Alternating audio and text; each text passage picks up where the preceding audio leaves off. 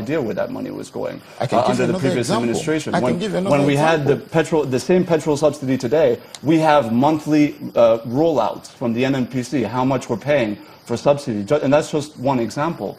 So I can give you another example. If you talk about the Ministry of Finance, if there's a budget that comes out and they say we've released this much cash this quarter, I'm not seeing where the lack of information is, in fairness, because I'm one of the information people. A budget implementation report will tell you specifically what monies were applied to what contracts. We'll give you a line-by-line breakdown, for instance, of if the Minister of Finance says we've released 770 billion naira, a budget implementation report will say 10 billion naira of this money was paid to such and such a person. Another 15 billion naira of this money was paid to such and such a person. Since 2016, you will not find that. And I'll give you another example. Again, you say subsidy. Who are we paying subsidy to? I mean, if we even go on, like you said, breach of the Fiscal Responsibility Act, is subsidy even appropriated for? The government itself is playing back and forth and telling you that the Vice President says, we're not paying subsidy. It's NNPC that is paying subsidy. Is NNPC not a part of government? Holistically, have you seen, for instance, a breakdown that says over the course of the last 2 years, this is how much we've paid, or over the course of the last year, if you will, even 2018, this is how much that we've paid for subsidy? Absolutely, that information has come out. We've seen it on a monthly basis. Can I finish? This is how much was paid. This is to whom it was paid.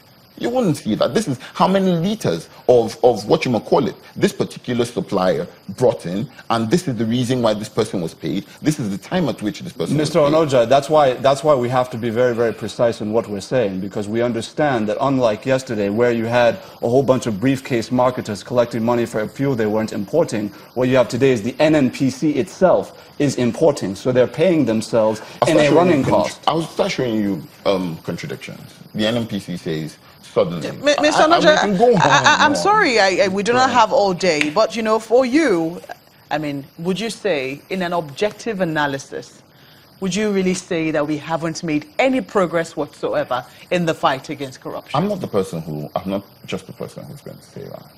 International organizations, the monitor these things. I'm asking you personally, you're a Nigerian, and I'm saying you're a lawyer. The position is corroborated, not just by me, but international organizations who have several years of experience in the monitoring of these things, and they're saying, you know what, not only has nothing changed, you've regressed.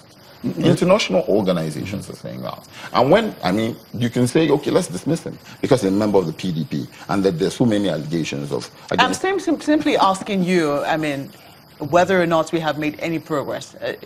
Do you think we have made any progress in any area? It'll be very difficult to find. Mr. Ahmed, I just want to ask you very quickly, when we talk about anti-corruption, your administration and your party has been accused roundly of unevenness, of injustice, essentially, of looking at PDP members differently than APC members.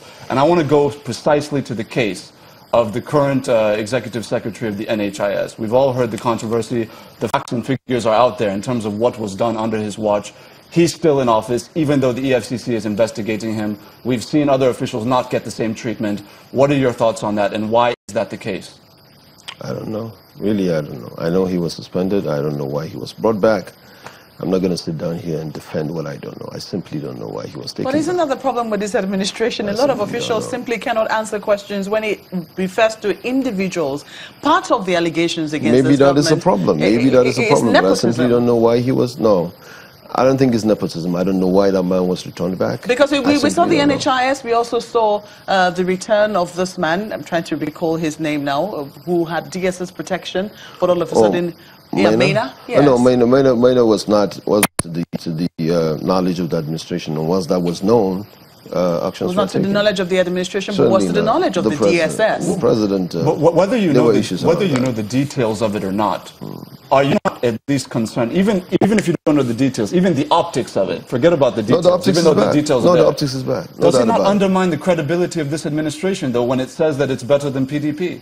No, you see. I said I don't want to say I am better than PDP because I'm certainly better than them. I'm just saying that, yes, the optics is bad. I would even admit that the optics was bad. PDP probably wouldn't. They probably would give you reasons why that guy was returned. I don't know. And I'm concerned about it. Yes, that's true. Well, it's a fine place to live. We could go on and on, but gentlemen, we have to thank you for coming on Sunrise Daily. Ismail Ahmed is Senior Special Assistant to the President on Social Investment Programs. Hopefully we'll be talking about what you do in that office. He's situated in the office of the Vice President. And we also had with us Lemona Onoja, who is a legal practitioner and also a member of the People's Democratic Party. Sunrise Daily will continue in just a moment. Please stay with us.